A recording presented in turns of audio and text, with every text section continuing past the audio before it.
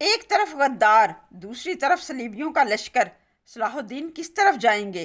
کیا صلاح الدین نور الدین کو قائل کرنے میں کامیاب ہو جائیں گے اور کیا غدار کے خلاف ثبوت اکٹھے کر سکیں گے؟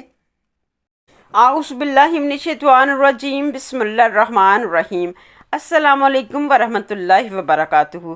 آج ہم حاضر ہیں سلطان صلاح الدین ایوبی کی زندگی پر مبنی سیریز کی 15 ایپیسوڈ کے ساتھ۔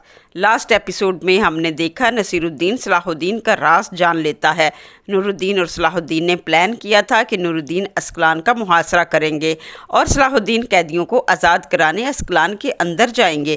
صلاح الدین قیدی لے آتے ہیں مگر نور الدین اسکلان کا محاصرہ نہیں کرتے۔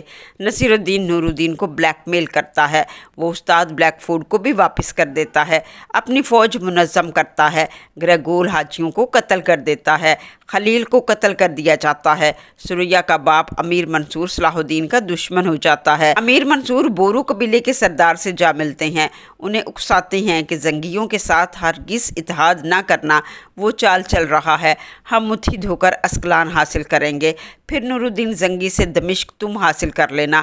امیر منصور بورو قبیلے میں آ کر آباد ہو جاتے ہیں۔ صلاح الدین نور الدین سے ان کے بدلے رویے کی وجہ پوچھتے ہیں۔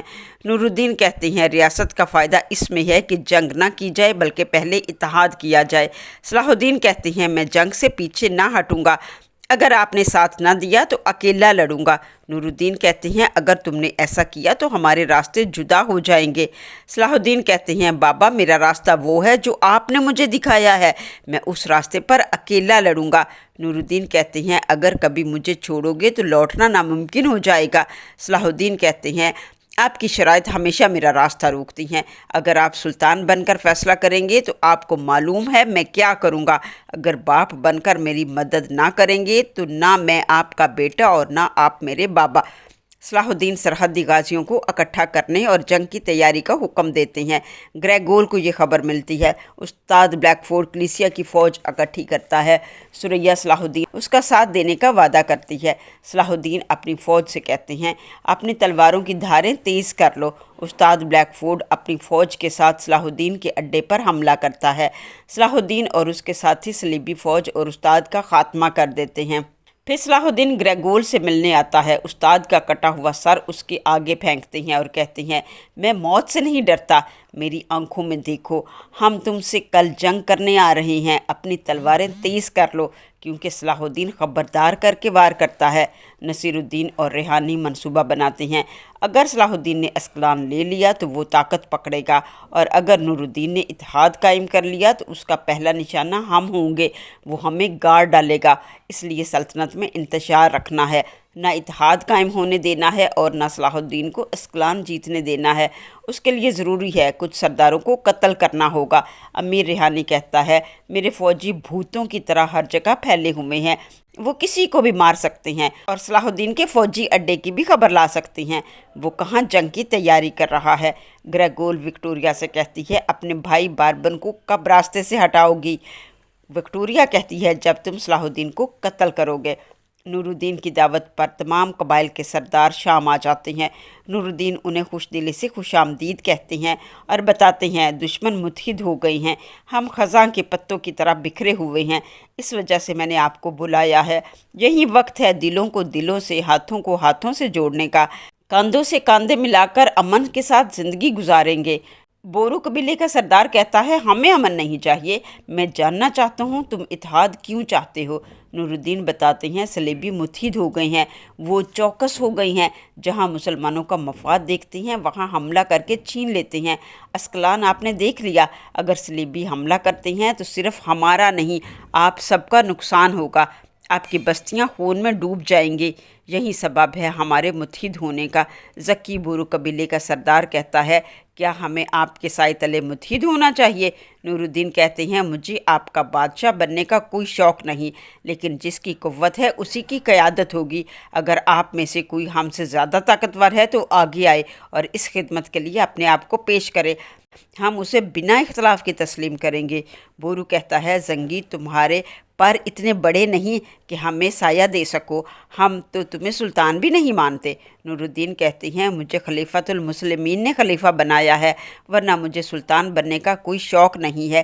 تم اتحاد پر راضی ہو یا فساد کی آگ بھڑکانے آئے ہو؟ ذکی کا اپنا ہی سپاہی ذکی کو خنجر سے مار دیتا ہے اور قتل کر دیتا ہے، پھر کچھ اور سپاہی بھی باقی چند سپاہیوں کے سر کاٹ دیتے ہیں۔ نصیر الدین اور ریحانی خوش ہو جاتے ہیں۔ نور الدین کہتے ہیں یہ قاتل کون تھے؟ یہ علامتی فدائی تو نہیں تھے؟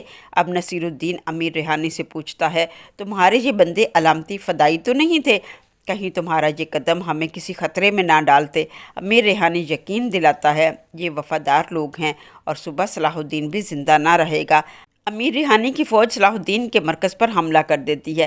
ذکی کی بہن عصمت آتی ہے اور اپنے بھائی بورو کی ڈیڈ باڈی وہاں سے لے جاتی ہے اور انتقام کی قسم کھاتی ہے اور دھمکی دے کے جاتی ہے کہ میں تم لوگوں سے انتقام لے کر رہوں گی۔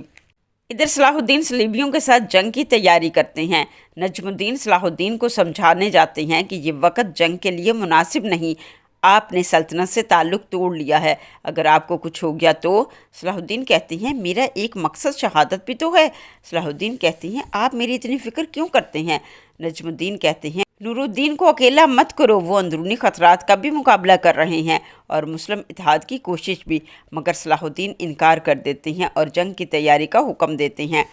امیر ریحانی کے ساتھی فدائین صلاح الدین کے فوجی مرکز پر حملہ کر دیتے ہیں، بہت سے سپاہیوں کو مار دیتے ہیں۔ کچھ غائب سے لوگ صلاح الدین کی مدد کو آئے اور کہا ہم آئے نہیں بھیجے گئے ہیں۔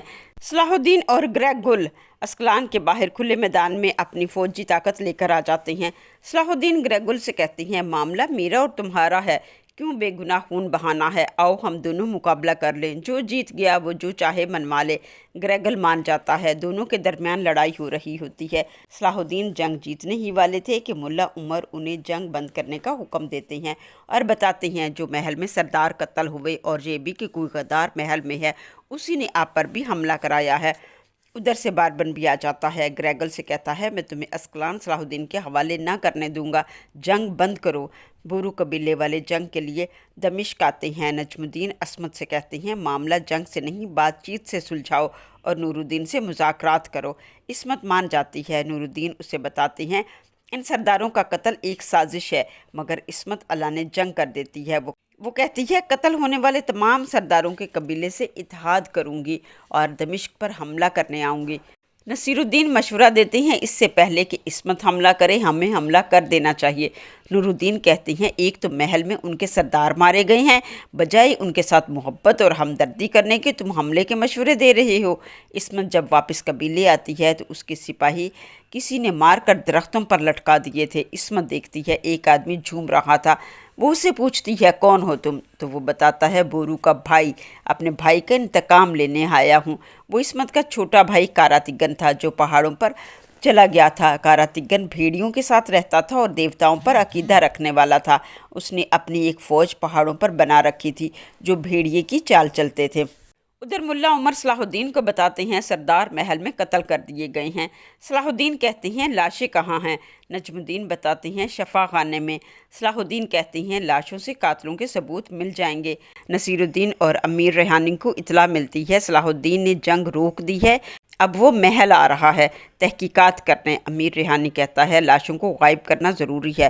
وہ شفا خانے جاتا ہے، نگہبان اسے اندر نہیں جانے دیتے۔ ریحانی کے سپاہی تمام نگہبانوں کو قتل کر دیتے ہیں اور شفا خانے کے پچھلے دروازے سے لاشیں لے کر بھاگ جاتے ہیں۔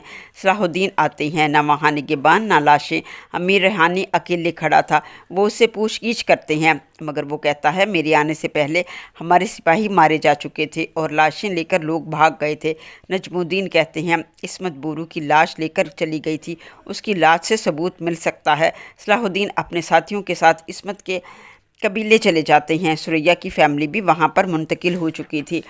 صلاح الدین بتاتے ہیں میں لڑنے نہیں آیا، صرف لاش دیکھنی ہے تاکہ قاتل تک پہنچا جا سکے۔ یہ تحقیقات کا حصہ ہے۔ قاتل بورو سردار کے ساتھ آیا تھا اور اسی نے ذکی سردار کو قتل کیا ہے۔ عصمت اجازت دے دیتی ہے۔ صلاح الدین لاش کا معائنہ کرتے ہیں اور اصل قاتل کی شناخت کر لیتے ہیں۔ ملک الجبال، پہاڑوں کا بادشاہ فدائی، وہ خنجر پر ایک عدد 967 سے پہچان لیتے ہیں۔ صلاح الدین عصمت کو بتاتے ہیں सरदारों کے قاتل فدائی ہیں اور وہ آپ کے سپاہیوں میں شامل تھے، مگر وہ کہتے ہیں یہ الزام ہے۔ امیر ریحانی ملک الجبال سے ملتا ہے، نور الدین اور عصمت کے درمیان جنگ کروانے کا منصوبہ بناتے ہیں۔ صلاح الدین نور الدین کو بتاتے ہیں یہ قتل فدائین نے کیے ہیں۔ وہ فدائین محل میں کیسے داخل ہوئے؟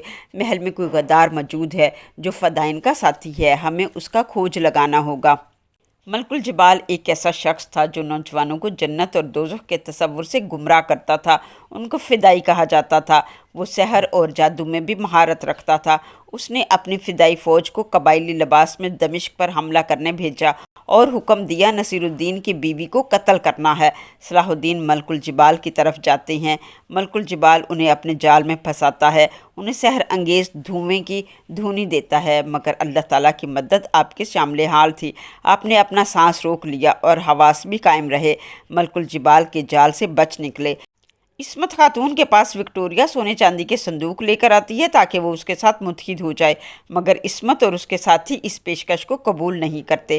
دمشق پر حملے کا سارا الزام عصمت خاتون پر آ جاتا ہے، جبکہ دمشق پر حملے میں گریگول، وکٹوریہ اور ملک الجبال شامل تھے۔ آج کے لیے بس اتنا ہی۔ نیکسٹ ویڈیو میں ہم جانیں گے صلاح الدین کا اگلا قدم کیا ہوگا۔ نور الدین عصمت پر حملہ کریں گے یا ملک الجبال کی حقیقت کو جان پائیں گے؟ یہ سب جاننے کے لیے ہمارے ساتھ جڑے رہیے، ہمارے چینل کو سبسکرائب کریں۔